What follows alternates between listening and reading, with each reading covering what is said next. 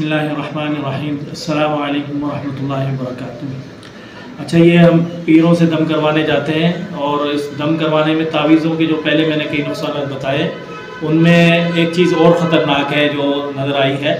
तो ये ख़ातून यहाँ कराची में रहती हैं, तो इनका पता नहीं कितने पुरान पे दम हो गया, 23 साल से इनको बीमारी है।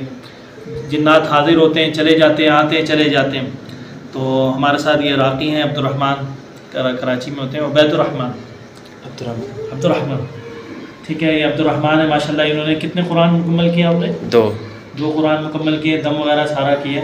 तो ये जो चीज़ है ये मैं इनको बताने के लिए, करिएगा ज़रा निशान, ये निशान देखो। अगर आप किसी के पास भी दम करवाने जाते हो, अगर वो आपके खून में सुई लगाता है या कोई चीज़ चुभाता है, ठीक है, और ऐसा, इसका क्या मतलब होता है? इसका मतलब ये है कि वो मुआहिदा कर रहा है और आपको जो है वक़फ़ कर रहा है शैतान के लिए, कि आप लोग जो है आपका जिस्म शैतान के लिए खुल जाएगा। अब ये है, इनके जिस्म में आते थे, जाते थे, आते थे, जाते थे, ठीक है। वो क्या है, ये मुआहदे का नतीजा था और ये उसका कि इनको ग़ुलाम बना दिया था। हालांकि ये इंसान है और अल्लाह ताला ने इनको अशरफुल मखलूक़ात बनाया।